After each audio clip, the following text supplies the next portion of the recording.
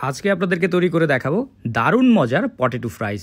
খেতে খুবই crispy and মজাদার। তো দেরি না করে চলুন রেসিপিটি শুরু করা যাক। প্রথমেই আমি নিয়ে নিলাম আলুগুলো নিয়ে নিলাম আমি মিডিয়াম সাইজের 3টি। চামড়াগুলো আমি ছিলে নিচ্ছি। আপনারা কে কোথা থেকে আমার এই ভিডিওটি দেখছেন অবশ্যই কমেন্ট করে জানাবেন। আমি আপনাদের সবার কমেন্টের উত্তর দিব, কারণ আপনাদের কমেন্ট পড়তে আমার অনেক ভালো লাগে। এরপর আলুগুলোকে আমি এরকম পাতলা পাতলা করে কেটে নিচ্ছি। পাতলা না হলে আলু ক্রিস্পি হবে না, তাই একটু সময় নিয়ে আপনারা অবশ্যই আলুগুলোকে পাতলা পাতলা করে কেটে নেবেন। ঠিক এইরকম হয়ে গেলে আমরা এই আলুগুলোকে অন্য আরেকটি পাত্রে নিয়ে নিব।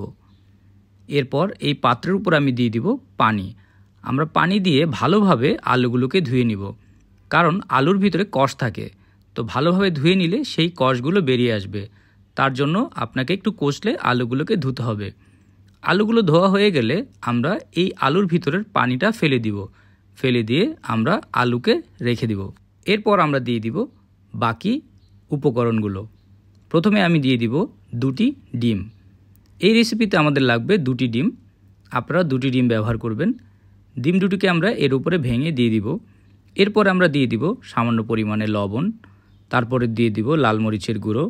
এরপরে দিয়ে দিব আমরা গোলমরিচের গুঁড়ো। এরপর আমরা এই সবগুলোকে ভালোভাবে মেখে নিব।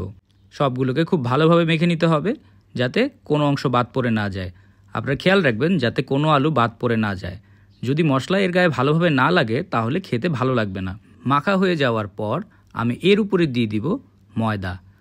তার জন্য আমরা একটি ছাঁকনির উপরে দিয়ে তারপরে ময়দা দিব, যাতে ময়দার কোনো দলা পাকানো অংশ এর ভিতরে না পড়ে যায়। ভালোভাবে চেলে দিতে হবে। এরপর এই ময়দার সাথে আমরা আলুগুলোকে ভালোভাবে মেখে নিব।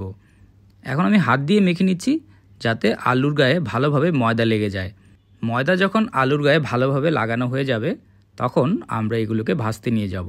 তো তার জন্য আমি একটি ফ্রাই প্যানে আগে থেকেই করে রেখেছি গরম তেল। গরম তেলে আমরা এগুলোকে ভাজবো।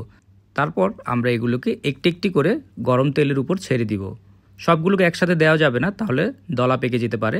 একটা একটা করে আমরা গরম তেলে সবগুলোকে ছেড়ে দিব, তাহলে এগুলো আলাদা হয়ে থাকবে।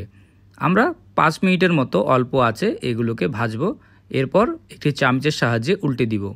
উল্টে আমরা আরও কিছুক্ষণ ভাজবো। আরও কিছুক্ষণ ভাজা হয়ে গেলে এদের গায়ের রং গোল্ডেন ব্রাউন কালার হয়ে যাবে। বুঝতে হবে আমাদের ভাজা হয়ে গেছে। এখন এগুলোকে নামিয়ে ফেলতে হবে, আর বেশি ভাজলে পুড়ে যেতে পারে।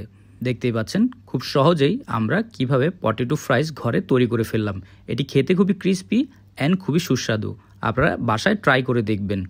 এরকম মজার মজার রেসিপি পাওয়ার জন্য টোস্টেড বাংলা পেজকে অবশ্যই ফলো করবেন। আর ভিডিওটি যদি আপনাদের ভালো লেগে থাকে একটি লাইক অ্যান্ড শেয়ার করতে ভুলবেন না। সবাই ভালো থাকবেন, সুস্থ থাকবেন, আর মজাদার খাবার ঘরে তৈরি করে খাবেন। আর কেউ যদি এই রেসিপিটি ট্রাই করে থাকেন আমাকে কমেন্ট করে জানাবেন আপনার কেমন লাগলো।